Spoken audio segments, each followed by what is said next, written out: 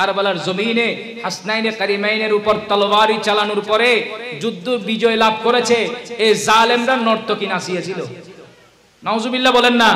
বিজয় লাভ করেছে এই খুশিতে, এই জালেমগুলা নর্তকী নাচিয়েছিল, শরাব খেয়েছিল, নর্তকী নাচিয়েছিল। আজকে যারা বিবাহকে কেন্দ্র করে এই সমস্ত কালচার যারা চালাচ্ছেন, এগুলো তো ইয়াজিদের কালচার। কথা বলেন ঠিক কি না? আহলে বাইতকে আমরা মহব্বত করি, ইমামে হুসাইনকে মহব্বত করি, তাহলে এই মহব্বত আমাদেরকে ধারণ করার দরকার আছে কিনা? এই মহব্বত আমাদের যথাযথভাবে ধারণ করার দরকার আছে কিনা? তো এই কালচারগুলা ইবলিসের কালচার। ইমামে হুসাইন চাইলে ইয়াজিদের হাতে হাত দিতে পারত। কথা বলেন ঠিক কিনা? কারণ ইয়াজিদের সাথে নবীর শরীয়তের কোনো সম্পর্ক নাই। ইয়াজিদের সাথে শরাবের সাথে সম্পৃক্ত, ইয়াজিদের সাথে সম্পর্ক আছে বানর নিয়ে খেলা করা, ইয়াজিদের সাথে সম্পর্ক ছিল শরাব পান করা, নর্তকী নাচানো। আপনি ইবনে কাতির দেখেন, ইবনে আতির দেখেন, এখানের মধ্যে নোট হয়েছে ইয়াজিদ নর্তকী নাচাচ্ছে, শরাব পান করছে। এই জালেম নবীর শরীয়তকে দাফন করে দিচ্ছে বিদায় ইমামে আলী মাকাম ইয়াজিদের হাতে হাত দেয় নাই। কথা বলেন ঠিক কিনা? তাহলে আমরা সেই ইমামে হুসাইনকে মহব্বত করছি। মক্কাতুল মুকাররমার মতো এরকম জায়গা আমি কোথাও দেখি নাই, যে কোনো এক স্থানে বসে দোয়া করলে আল্লাহর দরবারে দোয়া কবুল হয়ে যায়, এমন কবুলিয়তের জায়গা। এমনকি আমার নবী বলছেন যে আল্লাহর ঘর খানে কাবা ওই স্থান এমন স্থান যেই জায়গার মধ্যে 120টা রহমত আল্লাহ নাজিল করেন। আল মুআজ্জামুল কাবীরের মধ্যে হাদিস নোট হয়েছেন, আমার নবী বলেন 120টা রহমত নাজিল হয় ডেলি। যারা আল্লাহর ঘর খানে কাবা তাওয়াফ করেন ওই বান্দাদের জন্য 60টি রহমত নাজিল হয়। কয়টি রহমত? আল্লাহর ঘর খানে কাবা যারা তাওয়াফ করে ওই বান্দাদের জন্য 60টি রহমত নাজিল হয়। আর যারা ওই স্থানে নামাজ পড়ে ওই বান্দাদের জন্য 40টা রহমত নাজিল হয়। আর নামাজ নয়, তাওয়াফ নয়, শুধু আল্লাহর ঘর খানে কাবাকে মহব্বত করে দেখে আছেন, আল্লাহর ঘর খানে কাবাকে মহব্বত করে যারা দেখে আছে ওই বান্দাদের জন্য 20টা রহমত নাজিল করেন। একটু বড় আওয়াজে বলবেন না সুবহানাল্লাহ? তাইলে এমন একটি রহমতের জায়গা, ওই স্থানে থাকার পরও আমার নবী বুঝার জন্য, গুরুত্ব দেওয়ার জন্য বলেছেন কি, আল্লাহর ঘর খানে কাবার ওই স্থানে গিয়ে, রুকনে ইমানে গিয়ে, ওই স্থানে গিয়ে নামাজ পড়লো, রোজাও রেখেছেন, ইবাদত বন্দেগী করেছে। কিন্তু মারা যাবার সময় আমার আহলে বাইতের বিদ্বেষ নিয়ে যদি মারা যায়, ওই বান্দার স্থান কোথায়? একটু বড় আওয়াজে বলেন না, ওই বান্দার স্থান কোথায়? জাহান্নাম। একটু বড় আওয়াজে বলেন নাউজুবিল্লাহ। আজকে এই বান্দারা তো ইয়াজিদের 100 রাকাত নামাজ কোথায়? আর ইবাদত বন্দেগী যাই বললে এগুলা আর কোথায়? আহলে বাইতের প্রতি বিদ্বেষ নিয়ে মারা গেছে। বলে না ইয়াজিদের কোনো দোষ নাই, উবাইদুল্লাহ ইবনে জিয়াদের দোষ। তো ইয়াজিদ যদি দোষ না থাকে আল বাদায়া ওয়ান নিহায়ার মধ্যে দেখেন, যে সময় ইমামে হুসাইন রাদিয়াল্লাহু তাআলা আনহুর শের পাক ইয়াজিদের দরবারে উপস্থিত করেছিল, তার হাতে একটা ছুটি ছিল, সেটা দিয়ে ইমামে হুসাইন রাদিয়াল্লাহু তাআলা আনহুর জবানের মধ্যে সে গোতা দিতে লাগলেন। একটু বড় আওয়াজে বলেন না নাউজুবিল্লাহ। কটাক্ষ ভাষা ইউজ করতে লাগলো। যদি ইয়াজিদের দোষ না থাকে তাহলে উবাইদুল্লাহ ইবনে জিয়াদে এই জালেম যারা ছিল, শিমুরজিল জওশন, আমর বিন সাদ, এদের কি শাস্তির আওতায় এনেছিল? কথা বলেন, এদেরকে তো শাস্তির আওতায় আনে নাই। তাহলে ইয়াজিদ তো গডফাদার, সে হুকুম দিয়েছে, আহলে বাইতের উপর তাণ্ডব চালিয়েছে, জুলুম করেছে। শুধু এখানেও কাণ্ড হয় নাই, এমনকি কোথায়? মক্কাতুল মুকাররমায়, মদিনাতুল মুনাওয়ারায় লোক পাঠিয়ে পাঠিয়ে তাণ্ডব চালিয়েছিল। একটু বড় আওয়াজে বলেন নাউজুবিল্লাহ। তাইলে দুঃখ লাগে আজকে মুসলমান হয়ে, নামদারি মুসলমান, এই জালেমরা আহলে বাইতের প্রতি মোহব্বত না দেখিয়ে ইয়াজিদের সবাই গাইতেছে যে ইয়াজিদের উপর কাল্লানত। বলেন না কাল্লানত। যে হাদিস পাক তিরমিজি শরীফের যে হাদিস কানা বলছিলাম, বেশিরভাগ যেগুলা বলা হচ্ছে প্রায় ইয়াজিদের সাথে মিল আছে। কথা বলেন ঠিক কিনা? যে 6 প্রকার ব্যক্তির উপর লানত, সেকারের মধ্যে বেশিরভাগ দেখা যাচ্ছে যে কার সাথে? বলেন না রে বাবা, কার সাথে? ইয়াজিদের সাথে মিলে যাচ্ছে। একটু বড় আওয়াজ বলেন না নাউজুবিল্লাহ। তো আজকে ইয়াজিদের সাথে আপনারা যারা সম্পৃক্ত করছেন, এদের জন্য কি নবীর সুপারিশ আছে? সালাতুন ইয়া আলাইকুম। যে হাদিস বলছিলাম এটার 5টা নবী বলেছেন, বাকি আরেকটা আমার নবী বলেন, ওয়াত্তারিকু লিসুন্নতি, আমার নবী বলেন যে বান্দারা আমার সুন্নাহকে তরক করে ওদের উপরও আল্লাহর লানত। নাউজুবিল্লাহ বলেন না। লাস্ট যেটা 6 প্রকার, আমার নবী বললেন লাস্ট প্রকার ওয়াত্তারিকু লিসুন্নতি, যে বান্দা আমার সুন্নাহকে তরক করবে, আমার সুন্নাহকে ছেড়ে দিবে, ওই বান্দার উপরও আল্লাহর লানত। বলুন না নাউজুবিল্লাহ। আজকে আমাদের কাছে আমার নবীর সুন্নাত আছে? বলেন না রে বাবা, আছে? নবীর সুন্নাত আছে? আর কথা বলে না। আমাদের কাছে এটা গুরুত্ব দেওয়ার দরকার আছে কিনা? আমরা নবীর মহব্বত আমাদের কলবের মধ্যে বৃদ্ধি করার দরকার আছে কিনা? তো নবীর মহব্বত যদি বৃদ্ধি করি, নবীর সুন্নাহ আমাদের ধারণ করার দরকার আছে কিনা? আজকে আমাদের অনেকের দেখা যায় মুখে দাড়ি উড়েছেন, দাড়ি ফেলে দিচ্ছে। তাইলে আমার নবী বললেন যারা আমার সুন্নাহকে ছেড়ে দিবে এদের উপর আল্লাহর লানত। তাহলে আমরা কি লানত পেতে চাই না রহমত পেতে চাই? একটু বড় আওয়াজে বলেন না, রহমত না লানত? তো রহমত পেতে চাইলে নবীর সুন্নাহকে ধারণ করার দরকার আছে কিনা? আজকে অনেক ভাইয়েরা দেখা যাচ্ছে নবীর সুন্নাহকে ফেলে দিচ্ছে। এভাবে একটা দুইটা না, অনেক জায়গার মধ্যে নবীর সুন্নাহকে তরক করছে, এরকম আছে কিনা? কথা বলেন না। একটা যুগে না, এমন কি নবীর সুন্নাহ বিবাহ করা কাজ সুন্নাহ, বিবাহ করা কাজ সুন্নাহ, বলেন না বিবাহ করা কাজ সুন্নাহ, নবীর সুন্নাহ। এই নবীর সুন্নাহ আমি পালন করতে যাচ্ছি, কিন্তু দেখা যাচ্ছে অনেক বান্দারা বিবাহকে কেন্দ্র করে ইবলিসের অনেক কালচার চালায়। আছে না? আপনাদের মনে কষ্ট হচ্ছে? ইবলিসের কালচার চালায়, এরকম আছে কিনা? বলেন না রে বাবা, আছে কিনা? অনেক জায়গায় বিবাহকে কেন্দ্র করে ব্যান্ড প্যাকেজ ডিজে অনেক কিছু চালায়, অথচ আপনি পালন করতেছেন নবীর সুন্নাহ। বিবাহ করা কাজ সুন্নাহ, বলেন না রে বাবা, বিবাহ করা কাজ সুন্নাহ। তো ব্যান্ড প্যাকেজ ডিজে যে চালাই দিলেন, এটার উপর কি আল্লাহর রহমত থাকবে? এসব গান বাজনা বাদ্য বাজানা যখন চালাই দিলেন, এটার উপর কি আল্লাহর রহমত থাকবে? এটা ছাড়া এটাও হচ্ছে, অনেক সময় দেখা যায় মেয়ের বাড়ি থেকেও কিছু ছেলে মেয়েরা যায়, ছেলের বাড়ি থেকেও কারা যায়? বুঝে না? মেয়ের বাড়ি থেকেও কিছু ছেলে মেয়েরা যায়, ছেলের বাড়ি থেকেও কিছু ছেলে মেয়েরা আসে। একটারও কি পর্দা আছে? স্যার বলে না। কাপড় চোপড়ের কোনো ঠিক, মাথার মধ্যে কোনো কাপড় নাই। তাইলে আপনি বিবাহ করতে যাচ্ছেন, নবীর সুন্নাহ পালন করতে যাচ্ছেন, কিন্তু দেখা যাচ্ছে অনেক সুন্নাহ বিরোধী কাজ চলতেছে। আছে না? হ্যাঁ, আপনি আত্মীয়তার বাড়িতে যাবেন, কোনো সমস্যা নাই, পর্দার সাথে যান। কথা বলেন না। আপনি পর্দার সাথে পাঠান। এই বিবাহ কেন্দ্র করে কত ধরনের কাজ চলতেছে আমাদের সমাজের মধ্যে। তো এটার মধ্যে কি আল্লাহর রহমত আছে? কথা বলেন না, এটার মধ্যে কি আল্লাহর রহমত আছে? অনেকে ব্যান্ড প্যাকেজ ডিজে চালাইলেন, ইবলিসের কর্ম চালাই দিলেন, তাহলে এটার মধ্যে কি কোনো আল্লাহর রহমত থাকবে? আপনি আজকে আমরা বিবাহকে কেন্দ্র করে অনেক ভাইরা যে শরীয়ত বিরোধী কাজ কর্ম চালাচ্ছেন, তাহলে আপনি কিভাবে একজন আওলাদে সালেহা আশা করছেন? নেককার সন্তান কিভাবে আশা করছেন? হারাম কাজ চালিয়ে আপনি বিবাহকে কেন্দ্র করে অনেক অশ্লীলতা হারাম কাজ চলে গেল, তো এইখানের মধ্যে আল্লাহর রহমত কিভাবে আসবে? ওই বিয়ের মধ্যে তো আল্লাহর রহমত নাই, যার কারণে আজকে অনেক ছেলেরা মা বাবাকে মানে না।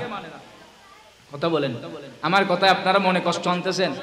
আরে ভাই, কারবালার জমিনে হাসনাইনে কারিমাইনের উপর তলোয়ারি চালানোর পরে যুদ্ধ বিজয় লাভ করেছে এই জালেমরা নর্তকী নাচিয়েছিল।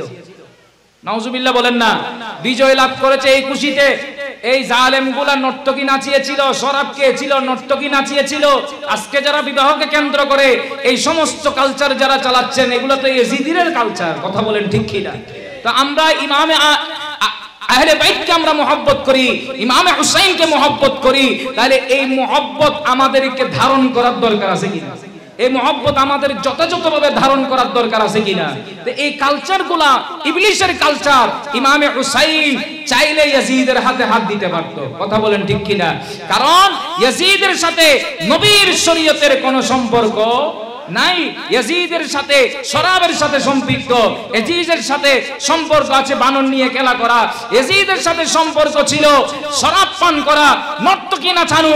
আপনি ইবনে কাতির দেখেন, ইবনে আতির দেখেন, এখানের মধ্যে নোট হয়েছে ইয়াজিদ নর্তকী নাচাচ্ছে, শরাব পান করছে।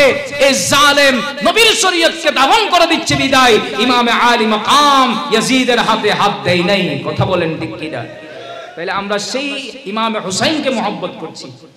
আমরা ইমামে হুসাইনকে যখন মহব্বত করছি, তাহলে যথাযথভাবে আমাদেরকে মহব্বত করতে কষ্ট হচ্ছে মনে হয়। যথাযথভাবে আমাদেরকে মহব্বত করতেই হবে। যদি আমরা যথাযথভাবে মহব্বত করি, তাহলে বিবাহকে কেন্দ্র করে যত ধরনের ইবলিশি কাজ আছে এগুলা বন্ধ করে দেওয়ার দরকার আছে কিনা? এগুলা যদি আমরা বন্ধ করি, আল্লাহর রহমত অটোমেটিকলি আমার ঘরের মধ্যে থাকবে। ওই ঘর দিয়েই তো নেককার আওলাদে সালেহা আসবে। কথা বলেন ঠিক কিনা? আজকে সমাজের মধ্যে দেখেন না, অনেক ছেলেদেরকে, অনেক ছেলেরা মা বাবাকে মানছে না, মামার সাথে বাবার সাথে বেয়াদবি করছে, মায়ের সাথে বেয়াদবি করছে, বয়োজ্যেষ্ঠদেরকে আদব রক্ষা করছে না, সালাম বিনিময় হচ্ছে না, যেমন ইচ্ছা তেমন ভাবে চলছে। এগুলার কারণ আমরা নিজেরাই তো ধ্বংস করেছি। কথা বলেন না? এগুলার কারণ তো আমরা নিজেরাই। আমি খারাপ কালচার দিয়ে যদি, আমি হারাম কাজ করে যদি আমি বিবাহ অনুষ্ঠান করি, নবীর সুন্নাহকে আমি দাফন করে দিই, তাহলে এই আল্লাহ আমার ঘরের মধ্যে রহমত কোত্থেকে আসবে? রহমত তো দূর হয়ে যাবে, আল্লাহর লানত পতিত হবে। একটু বড় আওয়াজে বলেন না নাউজুবিল্লাহ। আল্লাহ আমাদের সবাইকে আমল করার তৌফিক দান করুক। কি বলছি? আল্লাহ আমাদের সবাইকে আমল করা, সে অনুযায়ী আমল করার তৌফিক দান করুক। তাহলে নবীর সুন্নাহকে যথাযথভাবে ধারণ করার দরকার আছে কিনা? অনুরোধ জানাবো, যারা মুখে দাড়ি রাখেন নাই, দাড়ি রেখে দেন। দরকার আছে না? আর কথা বলে না, দরকার আছে কিনা? যারা দাড়ি রাখান নেই, আমার নবী কি বলছেন? তাদের উপর কাল লানত। বিচার বলে না কাল লানত। তো লানত যদি আমরা পেতে না চাই, নবীর সুন্নাহ গ্রহণ করার দরকার আছে কিনা? কথা বলেন না? নবীর সুন্নাহ গ্রহণ করার দরকার আছে কিনা? আল্লাহ আমল করার তৌফিক দান করুক। নবীর সুন্নাহ আমাদেরকে যথাযথভাবে আমরা যদি ধারণ করি, তাহলে কিয়ামতের ময়দানে আমার নবীর সুপারিশ আছে। কথা বলেন ঠিক কিনা? কিয়ামতের ময়দানে নবীর সুন্নাহ আছে। এই দরদির জায়গা শমসু রাখিও অন্তরে, এই দরদির জায়গা শমসু রাখিও অন্তরে, তাহার শরণে রাখিস সদাই, তাহার শরণে রাখিস সদাই, সুন্নত আদায় করে। ঠিক কিনা? আমার নবীর শরণ আমাদের রাখার দরকার আছে কিনা? কথা বলেন। যে নবীর কারণে আমরা এত নিয়ামত পেয়েছি, সেই নবীকে স্মরণ করার দরকার আছে কিনা? একটু বড় আওয়াজে বলেন না, সেই নবীকে ধারণ করার দরকার আছে কিনা? তাহলে ওই নবীকে স্মরণ হবে কিভাবে? সুন্নাত আদায়ের মাধ্যমে। একটু বড় আওয়াজে বলেন না সুবহানাল্লাহ।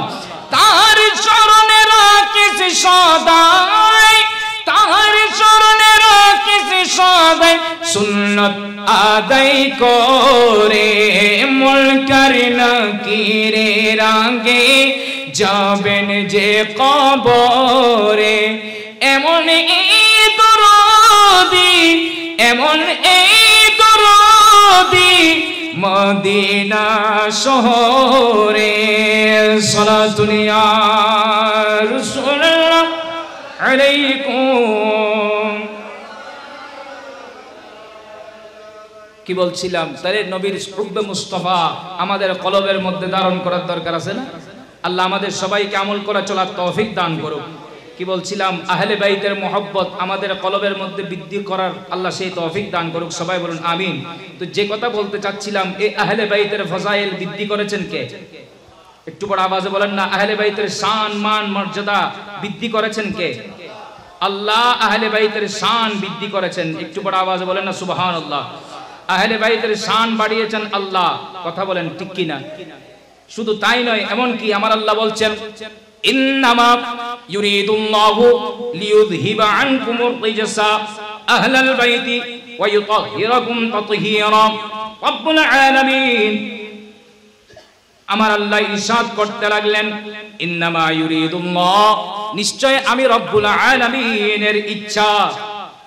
ইন্নামা ইউরিদুল্লাহ লিইউযহিবা আনকুমুর রিজসা আহলাল বাইতি ওয়া ইউতাহহিরাকুম তাতহীরা। রব্বুল আলামিন বলেন আহলে বাইতের জিসমানি বলেন, কলবি বলেন, জিসমানি বলেন, কলবি বলেন, যত ধরনের নেপাকিয়ত আছেন সমস্ত নেপাকিয়ত দূরীভূত করে এদেরকে পত পবিত্র করে দেওয়া আমি রব্বুল আলামিনের ইচ্ছা। উচ্চ আওয়াজ বলুন না সুবহানাল্লাহ। আহলে বাইতের যত ধরনের নেপাকিয়ত আছেন সমস্ত নেপাকিয়ত দূরীভূত করে দিয়ে ইনাদেরকে পত পবিত্র করা আল্লাহ বলেন সেটাই আমার ইচ্ছা। একটু বড় আওয়াজে বলেন সুবহানাল্লাহ। এমনকি হাদিস পাকের মধ্যে হাদিস নোট হয়েছেন, বিশেষ করে ইমাম সমহুদি নোট করেছেন ওয়াফাউল ওয়াফা বিআখবার দারুল মুস্তাফার মধ্যে হাদিস নোট হয়েছেন। ক্বালা রাসূলুল্লাহ, সবাই পড়ুন, সাল্লাল্লাহু আলাইহি ওয়াসাল্লাম, সাদ্দু হাদিল আবওয়াব ইল্লা বাবা আলী, ক্বালা সাদ্দু ক্বাবলা আন ইয়ানজিলাল আযাব। আমার নবীজি নূরানি জবানে ঘোষণা দিলেন, আমার সাহাবায়ে কেরাম শুনো শুনো, কি চাইলা কি চাইলা, আল্লাহর আযাব আসার আগে আগে তোমাদের ঘরের দরওয়াজাগুলা বন্ধ করে দাও, আলীর ঘরের দরওয়াজা ছাড়া। সুবহানাল্লাহ বলেন না। মদিনাতুল মুনাওয়ারা একান্ত বিশাল মসজিদে নববী শরীফ, কথা বলেন ঠিক না? একসাথে লক্ষাধিক মানুষ কি করতে পারে? নামাজ পড়তে। আপনাদের মনে কষ্ট হচ্ছে? একসাথে অসংখ্য মানুষ একসাথে কি করতে পারে? নামাজ পড়তে। যখনই আমার নবীজি মক্কাতুল মুকাররমা থেকে মদিনাতুল মুনাওয়ারায় আসলেন, মসজিদে নববী শরীফ যখন তৈরি করলেন, ওটা তো এত বিশাল ছিল, কথা বলেন না, এত বিশাল ছিল না। তখন সাহাবায়ে কেরাম আশেপাশে ঘর করেছেন, উনাদের ঘর ছিল মসজিদে নববী শরীফের সাথে লাগানো। সাহাবায়ে কেরামের ঘর ছিল যে, বলেন না, মসজিদের সাথে নববী শরীফের সাথে লাগানো। ঘর থেকে বের হলে মসজিদে, ঘর থেকে বের হলে মসজিদে, এরকম লাগানো কি ছিল? ওনাদের ঘর ছিল। এখন আমার নবীজি হুকুম দিয়ে দিলেন, আল্লাহ হুকুম জারি করে দিলেন, নবীজি বলতে লাগলেন যে আমার সাহাবায়ে কেরাম শুনো, যাদের ঘরের দরওয়াজাগুলা মসজিদের সাথে লাগানো, কি চাইলা আল্লাহর আযাব আসার আগে আগে ঘরের দরওয়াজাগুলা বন্ধ করে দাও। একটু বড় আওয়াজে বলেন না সুবহানাল্লাহ। ঘরের দরওয়াজা বন্ধ করে দাও, শুধু আলীর ঘরের দরওয়াজা ছাড়া। একটু বড় আওয়াজে বলেন না সুবহানাল্লাহ। এখন এই কথা শোনার সাথে হযরতে হামজা রাদিয়াল্লাহু তাআলা, আমির হামজা রাদিয়াল্লাহু তাআলা আদেরি করলেন না। ফাখরাজা হামজাতু ইবনে আব্দুল মুত্তালিব ইয়ানজুরু কতিফাতান লাহু আমরা ওয়া আইনান তাফরিয়ান ওয়া ইয়াবকি। আমার নবী এই কথা ঘোষণা যখন দিয়ে দিলেন, হযরত আমির হামজা রাদিয়াল্লাহু তাআলা শোনার সাথে আর দেরি করলেন না। উনি ওনার গায়ের মধ্যে একটা লাল চাদর জড়িয়ে নিলেন, শাল আছে না, এরকম একটা লাল রঙের শাল জড়িয়ে নিলেন। অনেক মাটির মধ্যেও বাসতেছে। কানতে কানতে নবীজির দরবারে উপস্থিত হলেন। নবীজির দরবারে এসে বলতে লাগলেন, ওয়ায়াকুলু ইয়া রাসূল, উনি বলতে লাগলেন, ইয়া রাসূলুল্লাহ আখরাজতা আম্মাকা ওয়া আসকানতা ইবনা আম্মিকা। ইয়া রাসূলুল্লাহ, আপনি তো আপনার এক চাচাকে বের করে দিলেন, কিন্তু অপর চাচার সন্তানকে তো আপনি রেখে দিলেন। আমির হামজা রাদিয়াল্লাহু তাআলা উনি নবীর চাচা, আর হযরতে মাওলা আলী শের খুদা উনি চাচাতো ভাই, অপর চাচার সন্তান। তো উনি বলতে চাচ্ছেন, ইয়া রাসূলুল্লাহ, আপনি এক চাচাকে বের করে দিলেন, আরেক চাচার সন্তানকে তো রেখে দিলেন। ওই মাওলা আলী শের খুদাকে রেখে দিয়েছেন, ইল্লা বাবা আলী বলছেন যে আলীর দরওয়াজা ছাড়া। তো এক চাচাকে তো বের করে দিলেন, অপর চাচার সন্তানকে তো রেখে দিলেন। এই কথা শোনার সাথে আমার নবী বললেন, ফাকালা রাসূলুল্লাহ, সবাই পড়ুন, সাল্লাল্লাহু আলাইহি ওয়াসাল্লাম, মা আনা আখরাজতুকা ওয়ালা আনা আসকানাহু। ইয়া চাচা জান, আমি আলীকে রাখি দিই নাই, আমি আপনাকে বের করি নাই, আলীকে আমি রাখি নাই। তাহলে ওয়ালাকিন্নাল্লাহ আযজা ওয়া জাল্লা আসকানাহু, আলীকে রেখেছেন রব্বুল আলামিন। আলীকে আমি রাখি নাই, রাখছে কে? বলেন না, কে রাখছেন? কিভাবে? মাওলা আমার নবী বলতে লাগলেন, ক্বালা ইন্নাল্লাহ আমারা মূসা ইবনে ইমরান أن يأتيني مسجدا طاهرا ولا يسكنه إلا هو وهارون وصبر وأن الله أمرني أن يبيع مسجدا طاهرا ولا يسكنه إلا أنا وعلي وحسن وحسين আমার আল্লাহ হযরতে মূসা কালিমুল্লাহকে হুকুম দিয়েছিলেন একটা পবিত্র মসজিদ নির্মাণ করার জন্য এমন কি ওই মসজিদের মধ্যে হযরতে হারুন আলাইহিস সালাম এবং ওনার দুই সন্তানকে রাখার আল্লাহ ব্যবস্থা করেছিলেন বলেছিলেন রাখার জন্য হুকুম দিয়েছিলেন ঠিক তদ্রূপ আমাকেও আমার আল্লাহ হুকুম দিয়েছিলেন পবিত্র মসজিদ নির্মাণ করার জন্য পবিত্র মসজিদ নির্মাণ করার জন্য আল্লাহ আমাকে হুকুম দিলেন সেই হুকুম অনুযায়ী আমি মসজিদ নির্মাণ করলাম আল্লাহ হুকুম দিলেন আমি এবং আলী এবং হাসনাইনে কারিমাইন এই মসজিদের মধ্যে থাকার আল্লাহ ব্যবস্থা করে দিয়েছেন উচ্চ আওয়াজে বলুন না সুবহানাল্লাহ ইমাইনি আল্লাহ তো আহলে বাইতকে পবিত্র করেছে একটু বড় আওয়াজে বলেন না সুবহানাল্লাহ আল্লাহ আহলে বাইতকে কি করেছেন পবিত্র করেছেন যার কারণে উনাদের জন্য পারমিশন আছে একটু বড় আওয়াজে বলেন সুবহানাল্লাহ শুধু তাই নয় এই আয়াত কারীমা যখন নাজিল হলেন হযরতে উমর ইবনে আবি সালমা রাদিয়াল্লাহু তাআলা আমার নবী নূরানী জবানে ঘোষণা দিলেন এই আয়াত যখন নাজিল হলো আমার নবীজি ইন্নামা ইউরিদুল্লাহু লিইউযহিবা আনকুম আর-রিজসা আহলাল বাইতি ওয়া ইউতাহহিরাকুম তাতহীরা এই আয়াত কারীমা যখন নাজিল হলো নাজিল হওয়ার সাথে আমার নবীজি একদিন বের হলেন কালো চাদর মুবারক নবীর শরীর মুবারকের সাথে জড়িয়ে নিলেন এই কালো চঙ্গের চাদর মুবারক জড়িয়ে আমার নবী যখন বের হলেন নবী ডাক দিলেন মাওলা আলী শের খুদা কাররামাল্লাহু ওয়াজহুল কারীম মাওলা আলীকে ডাক দিলেন আম্মা ফাতিমাতুজ জাহরা রাদিয়াল্লাহু তাআলা আনহাকে ডাকলেন এমন কি হাসনাইনে কারিমাইনকে ডাকলেন ডেকে আমার নবী ওই চাদরের মধ্যে ঢুকাই নিলেন সুবহানাল্লাহ বলেন হাসনাইনে কারিমাইনকে সামনে নিলেন আম্মা ফাতিমাতুজ জাহরা রাদিয়াল্লাহু তাআলা আনহা উনাকেও নিলেন মাওলা আলী শের খুদা রাদিয়াল্লাহু তাআলা উনাকেও নিলেন ওই চাদরের মধ্যে ঢুকাই নিলেন এবার আমার নবী বলতে লাগলেন আল্লাহুম্মা হাউলাই আহলু বাইতি ফাযহিব আনহুমুর রিজসা ওয়া তাহহিরহুম তাতহীরা আল্লাহ এরাই হচ্ছেন আমার পরিবার এরাই হচ্ছেন আমার আহলে বাইত আল্লাহ এদের থেকে যত ধরনের নেপাকিয়ত আছেন জিসমানি কলবি যত ধরনের নেপাকিয়ত আছেন সমস্ত নেপাকিয়ত দূরীভূত করে ইনাদেরকে আল্লাহ আপনি পথ পবিত্র করে দিন উচ্চ আওয়াজ বলুন না সুবহানাল্লাহ ওই চাদর মুবারকের নিচে আমরা থাকতে চাই কিনা বলেন না शायर बोले काली कमली में मुझे को छुपा लो काली कमली में मुझे को छुपा लो या नबी मुस्तफा कमली वाले या नबी मुस्तफा সবাই मोहब्बत নিয়ে বলুন না या नबी मुस्तफा আমরা সেই কালো চাদরের নিচে থাকতে চাই কিনা একটু বড় আওয়াজে বলেন না চাই কিনা কালি কমলি মে মুঝি কো ছুপা লো কালি কমলি মে মুঝি কো ছুপা লো ইয়া নবী মুস্তাফা चारों यारों के सदीके में मौला फातिमा भी के सदीके में मौला चारों यारों के सदीके में मौला फातिमा भी के सदीके में मौला मेरे बिगड़ी हुई को बना दो मेरे बिगड़ी हुई को बना दो या नबी मुस्तफा कमली वाले या नबी मुस्तफा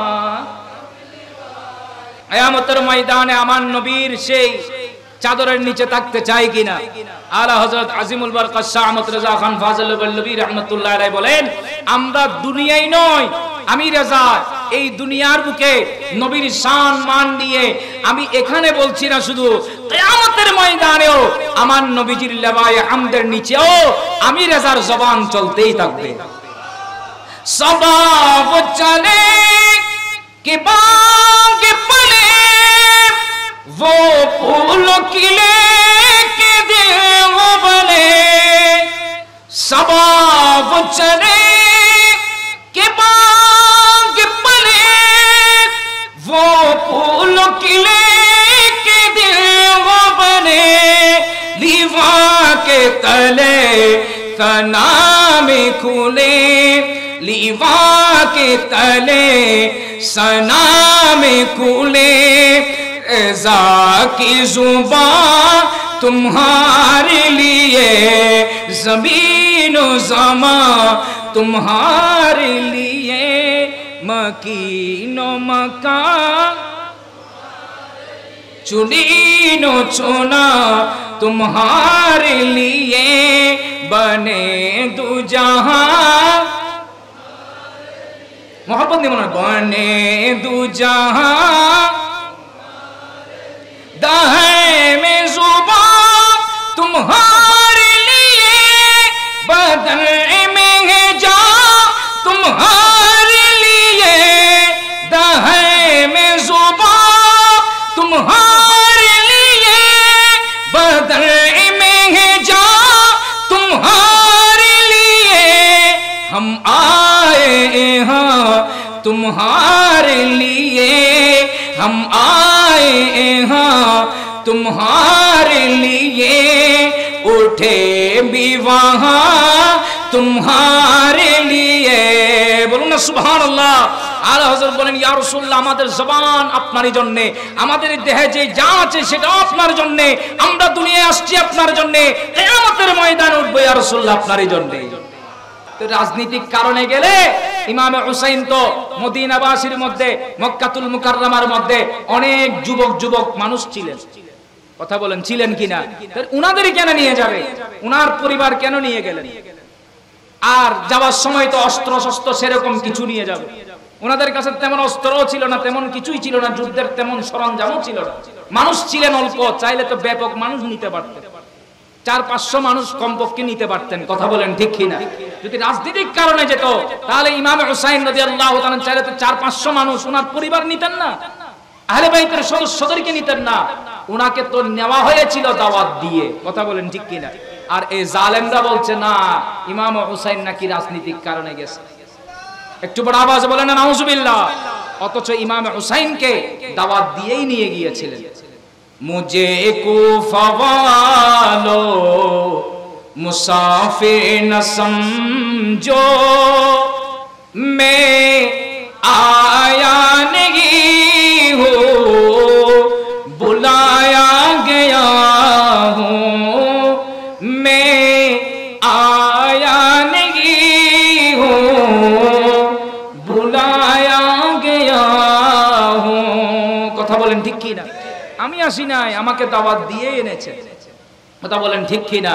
তাইলে ইমাম হুসাইন রাদিয়াল্লাহু তাআলা আনহু ওখানে গিয়েছেন, উত্তপ্ত মরু অঞ্চল, প্রখর রোদ পড়ছেন, এই মরু অঞ্চলের মধ্যে ওনাদের জন্য পানি বন্ধ করে দিয়েছেন, পানি নাই, খানা নাই, 1 দিন 2 দিন 3 দিন, মানুষ একদিন রোজা রাখলে ক্লান্ত হয়ে যায়, এই জায়গার মধ্যে রাত দিন ওনাদের কোনো খানা নাই, পিনা নাই, কোনো কিছু নাই, 1 দিন থাকলেন 2 দিন থাকলেন, ওনারা ক্লান্ত শ্লান্ত কোনো কিছু হয় নাই, ওয়াক্ত মোতাবেক নামাজ আদায় করেছিলেন। একটা ওয়াক্ত কি মিস দিয়েছিলেন? কথা বলেন না, একটা ওয়াক্ত কি ওনারা মিস দিয়েছিলেন? একটা ওয়াক্ত মিস দেই নাই। এত কষ্টের মধ্যেও শরীর দুর্বল হয়ে পড়ে যাচ্ছে, শরীরের মধ্যে কোনো পানি নাই, কিচ্ছু নাই, এরপরেও ইনারা নামাজ ছাড়ে, এই কষ্টের মধ্যে ইনারা নামাজ আদায় করেছিলেন। কিমাইনি নানাজারের উম্মতকে শিক্ষা দিয়েছিলেন, আমার নানাজারের উম্মতরা তোমরা যত কঠিন মুসিবতে থাকো না কেন ওয়াক্ত মোতাবেক নামাজ আদায় করো, কথা বলেন ঠিক কিনা? উনি ধৈর্য ধারণ করেছেন, নামাজও আদায় করেছেন। ওই যে আমার আল্লাহ বলেছেন ইয়া আইয়ুহাল্লাযীনা আমানুস্তাঈনু বিসসাবরি ওয়াস সালাহ ইন্নাল্লাহা মা'আস সাবিরিন। উনি ধৈর্য ধারণ করেছেন, এই আয়াতের উপর আমলও করেছেন। ওই যে আমার আল্লাহ বলেছেন, হে ঈমানদার বান্দারা তোমরা ধৈর্য ধারণ করো, ধৈর্য ধারণ করে নামাজ পড়ে পড়ে আল্লাহর কাছে সাহায্য প্রার্থনা করো, নিশ্চয়ই ধৈর্য ধারণকারীদের সাথেই আল্লাহ আছেন। এই কঠিন মুসিবতে উনি ধৈর্য ধারণ করেছেন, কারণ ওই ধৈর্য ধারণকারীর সাথে কে আছেন? কথা বলেন, কে আছেন? তো এই নানা জানের উম্মতকে শিক্ষা দিলেন ওয়াক্ত মোতাবেক কি করতে হবে। আর কথা আর বলে না, ওয়াক্ত মোতাবেক কি করতে হবে। অথচ আজকে আমাদের কাছে কোনো যুদ্ধ না, কোনো কিছু না, খানা পিনাও ঠিক আছে, সব ঠিক আছে, শরীর ঠিক আছে, মস্তিষ্ক ঠিক আছে, এরপরও অনেক ভাইয়েরা নামাজকে ইচ্ছাকৃতভাবে ছেড়ে দিয়েছে। কথা বলেন ঠিক কিনা? নামাজকে বোঝা মনে করছে, এরকম বান্দা আমাদের সমাজের মধ্যে আছে কিনা? খবরদার, এই নামাজ না পড়নে ওয়ালা অবস্থা কিয়ামতের ময়দানে ভয়াবহ হবে। আল্লাহ বলছেন যে ইয়াউমা ইউখশাফু আন সাকিব ওয়া ইউদআউনা ইলা সুজুদি ফালা ইস্তাতিউনা খাশিআতান আবসারুহুম তারহাকুহুম যিল্লা ওয়া ক্বাদ কানু ইউদআউনা ইলা সুজুদি ওয়া হুম সালিমুন। আল্লাহ বলেন কিয়ামতের ময়দানে বান্দার পায়ের গুছাগুলা খুলে ফেলবে। পায়ের গুছা চিনেন? পায়ের মুড়ি মুড়ি, এই পায়ের গুছাটা খুলে ফেলবে। এবার আল্লাহ হুকুম দিবে সিজদা দাও। সে কষ্টের কারণে, যন্ত্রণার কারণে সিজদা দিতে পারবে না। সিজদা যখন দিতে পারবে না, চক্ষু অবনত করে ফেলবে, মাথা নিচু করে ফেলবে। ওই মুহূর্তে আল্লাহর পক্ষ থেকে লাঞ্ছনাদায়ক আযাব শুরু হয়ে যাবে। একটু করে আওয়াজ বলেন নাউজুবিল্লাহ। ওরা কারা? ওয়াকাদ কানু ইউদআউনা ইলা সুজুদি ওয়া হুম সালিমুন। এরা ওইসব বান্দা যারা দুনিয়ার বুকে থাকা অবস্থায় শরীর সুস্থ ছিল, মস্তিষ্ক ঠিক ছিল, ব্রেন ঠিক ছিল, এরপরেও আল্লাহর দরবারে সিজদা দেওয়ার জন্য আসে নাই, কিমাইনি নামাজ পড়ে নাই। কিয়ামতের ময়দানে আল্লাহ বলবে, বান্দারে তোমাকে তো আমি সুস্থ রেখেছিলাম, শরীর ঠিক রেখেছিলাম, ব্রেন ঠিক ছিল, সব কিছু থাকার পরেও তুমি তো নামাজ পড়তে আসো নাই, তুমি তো ইচ্ছাকৃতভাবে নামাজকে ছেড়ে দিয়েছিলা। আজ দেখি একটু অসুস্থ করে দিলাম, পায়ের গুছাগুলা নিলাম, দেখি তুমি আবার সিজদা দাও। ওই কষ্টের কারণে, যন্ত্রণার কারণে সিজদা দিতে পারবে না। সিজদা যখন দিতে পারবে না, কষ্ট ওই বান্দাদের উপর লাঞ্ছনাদায়ক আযাব শুরু হয়ে যাবে। একটু বড় আওয়াজে বলেন নাউজুবিল্লাহ। তাইলে আমাদেরকে শিক্ষা গ্রহণ করার দরকার আছে কিনা? আসনাইনে কারিমাইনের আহলে বাইতের সদস্যদের থেকে আমাদের শিক্ষা নেবার দরকার আছে কিনা? আল্লাহ আমাদেরকে শিক্ষা গ্রহণ করার সেই তৌফিক দান করুক। তাইলে এই কারবালার জমিনের শিক্ষা হচ্ছে কি? ঈমানকে মজবুত করা, আকীদাকে কি করা?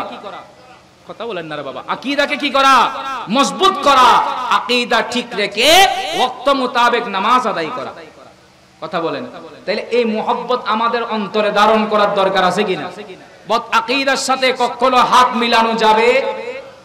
কথা বলেন। বদ আকীদাদের যারা, বদ আকীদা যারা আছে, নবীর শানে যারা বেয়াদবি করে, আহলে বাইতের শানে যারা বেয়াদবি করে, ওই বান্দাদের সাথে কি আমাদের কোনো সম্পর্ক থাকতে পারে? কারণ এদের উপর কাল লানত। আগে বললাম এদের উপর কাল লানত, এই জালেমদের উপর আল্লাহর লানত। যারা হাসনাইন কারিমাইনের শানে বেয়াদবি করছে, ইয়াজিদের সবাই যারা গাইতেছে, আহলে বাইতের শানে যারা বেয়াদবি করছে, এদের উপর কাল লানত। কারণ নবী পরিবারকে সম্মানিত করেছেন কে? কথা বলেন, নবী পরিবারকে সম্মানিত করেছেন কে? আল্লাহ। তো যার শান আল্লাহ বাড়িয়েছেন, যাদেরকে আল্লাহ সম্মানিত করেছে, এদের শানে যারা বেয়াদবি করবে, তো এই বান্দাদের উপর কাল লানত। তো ওই লানত প্রাপ্ত ব্যক্তিদের সাথে কি আমাদের কোনো সম্পর্ক থাকতে পারে? কোন ধরনের সম্পর্ক থাকতে পারে? যার কারণে ইমামে হুসাইন এদের হাতে হাত দেয় নাই। ইমামে হুসাইনের শিক্ষা আকীদা মজবুত করা এবং ওয়াক্ত মোতাবেক নামাজ ঠিক রাখা। ওয়াক্ত মোতাবেক নামাজ, কথা বলেন না, ওয়াক্ত মোতাবেক নামাজ এবং নবীর সুন্নাহকে ধারণ করা। নবীর সুন্নাহকে কি করা? একটু কথা বলেন না। নবীর সুন্নাহকে কি করা? নবীর সুন্নাহ ধারণ করা এবং হক হালাল বেঁচে চলা। আর কথা বলে না কি?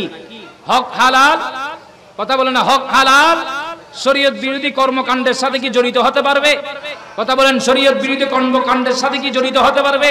আজকে আমরা তো হক হালাল চিনি না।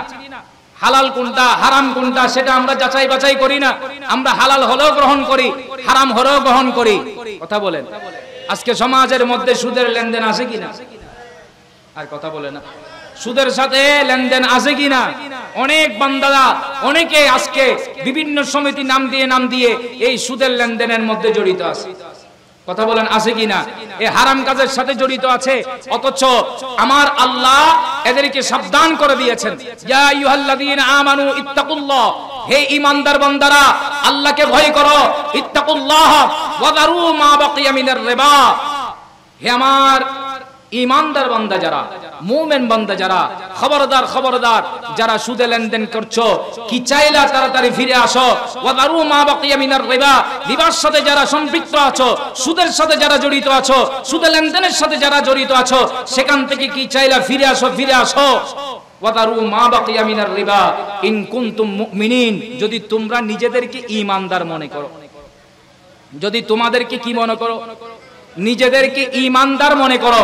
ওয়া যারু মা বাকিয়া মিনার রিবা ইন কুনতুম মুমিনিন ফা ইল্লাম তাফআলু ফাআযানু বিহারবিন মিনাল্লাহি ওয়া রাসূলি, আর যদি মনে করো না না না আমি লেনদেন যেটা করছি টাকা এটা তো ডাবল হচ্ছে, অনেকে যারা সুদে টাকা লাগাচ্ছে এদের সম্পদ বাড়তেছে না, স্যার বলে না 1000 টাকা দিলি কত না দিবার সময় কি দাম ভরিব, নমাজ তো বাজে 1000 টাকা 1000 টাকা দিছি যে না, অনেকে বলবে না 1000 টাকা দিম, ঠিক আছে 1000 টাকা বেলই 100 টাকা বারম ভরিব মাসে মাস, এলে নাম সমিতি নাম দি দিয়ে নকুলেন না বাজি, এসে নমাতের আছে কিনা?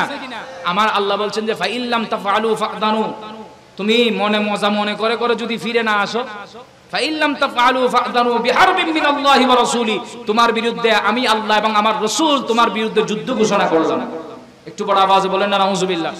আল্লাহ এবং রাসূলের বিরুদ্ধে যুদ্ধ করে তো বিজয় লাভ করতে পারবে, ঠিক না? আর কথা বলে না, আল্লাহ এবং রাসূলের সাথে যুদ্ধ করে কি বিজয় লাভ করতে পারবে? কথা বলেন না, আল্লাহ এবং রাসূলের বিরুদ্ধে জিহাদ করে কি বিজয় লাভ করতে পারবে? তাহলে যে বান্দা বিজয় লাভ করতে পারবে সেই সুদে লেনদেন করবে আর কি। আর কথা বলে না, যে বান্দা বলবো না আমি জিহাদ করে বিজয় লাভ করতে পারবো, তাহলে এতে লাগিতাই বুদেরি। আর যদি না এটাকে ভয় করে ফিরে আসে তাহলে আল্লাহর রহমত আছে। কথা বলেন ঠিক কিনা? আজকে অনেক সমাজের মধ্যে দেখা যায় এই ধরনের কালচার আমাদের সমাজের মধ্যে ছড়িয়ে ছিটিয়ে আছে কিনা? কথা বলেন আছে কিনা? সেখান থেকে ফিরে আসার দরকার আছে কিনা? আপনারা মনে কষ্ট আনতেছেন মনে হয়, আপনাদের খারাপ লাগতেছে বুঝতে পারতেছি। সালাতুন ইয়া রাসূলুল্লাহ, কি বলছিলাম? তাহলে আসনাইনে কারিমাইনকে যদি আমরা মুহাব্বত করি তাহলে এই সমস্ত ইবলিসের যত কাজ আছে বন্ধ করে দেওয়ার দরকার আছে কিনা? ইয়াজিদিদের কালচার যেগুলো আছে এগুলা বন্ধ করে দেওয়ার দরকার আছে কিনা? আল্লাহ আমাদেরকে সেই মোতাবেক চলার তৌফিক দান করুক, আমার নবীর সুন্নাহ অনুযায়ী জীবন গঠন করার তৌফিক দান করুক। এই যে আমাদের ভাইরা কষ্ট করে মেহনত করে আহলে বাইতকে মুহাব্বত করে এই মাহফিল সাজিয়েছেন, এটা জারি রাখার দরকার আছে কিনা? নারে তাকবীর, নারে তাকবীর, নারে রিসালাত, নারে গাউসিয়া।